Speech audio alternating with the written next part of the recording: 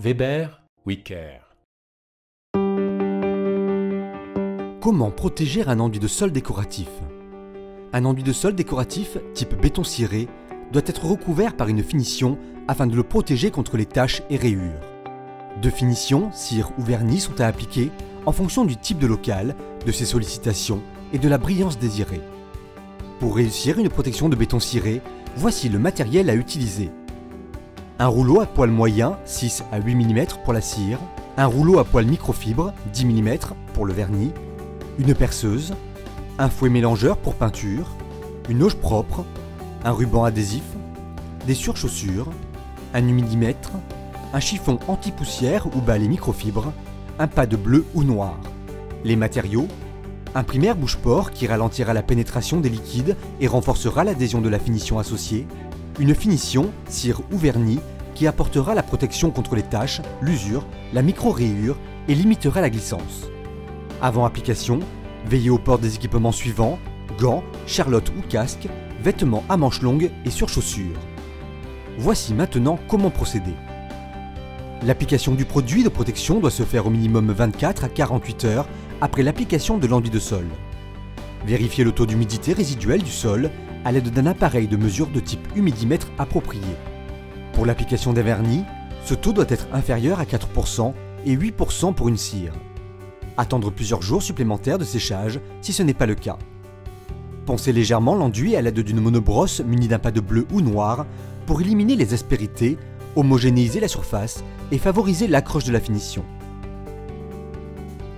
Les bordures de la pièce seront poncées à l'aide d'une ponceuse excentrique ou manuellement avec le même pad.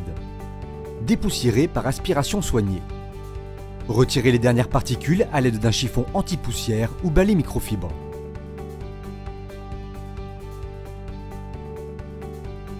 Brossez tous les rouleaux neufs à l'aide d'un ruban adhésif. Bien agiter le bidon. Versez le primaire bouche-port dans une auge pour ne pas marquer le sol et bien imprégner l'outil. Laissez reposer 2 à 5 minutes. Appliquez une première couche à l'aide du rouleau en croisant la passe et sans faire de flaque. Travaillez par bande de 1 mètre de large et recouvrir la bande précédente.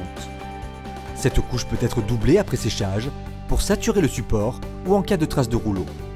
Laissez sécher 1 à 4 heures la dernière couche de primaire. Dans le cas d'un vernis, après séchage du primaire, versez le composant A du vernis dans le composant B en respectant les dosages, un volume de durcisseur pour 4 volumes de résine. Agitez le mélange et le versez dans une auge. Laissez reposer 10 minutes. Appliquez une première couche croisée avec un rouleau neuf et brossé en commençant par la périphérie de la pièce. L'application doit être homogène et régulière. Poussez le rouleau sans appuyer. Après séchage de 2 à 10 heures, renouvelez l'application. Dans le cas d'une cire, après séchage du primaire, malaxez à vitesse lente le produit à l'aide d'une perceuse électrique munie d'un mélangeur à peinture pendant 30 à 60 secondes. Versez dans une auge et laissez reposer 10 minutes. Appliquez une première couche croisée dans le sens du coulage et en partant de la périphérie du local.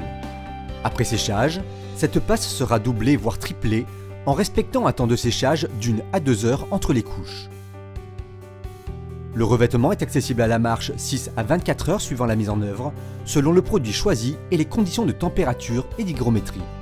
Une fois la finition sèche, un feutre perméable peut être posé jusqu'à la fin des travaux afin de protéger le sol et sera complété en cas de charge lourde. Nos conseils: respectez une hygrométrie inférieure à 60%, une température du sol et dans l'air entre 15 et 25 degrés et ventilez la pièce sans courant d'air. Travaillez toujours en couche fine et régulière d'1 mètre de large, sans flaque ou surépaisseur. Croisez les passes. Une cire pourra être appliquée sur un vernis 7 jours plus tard afin d'augmenter la durabilité de la protection. Utilisez des tapis de sol dans l'entrée, des patins ou des roulettes sous le mobilier. Ces travaux de protection pourront être mis en œuvre par une entreprise du réseau Sol Technique Weber.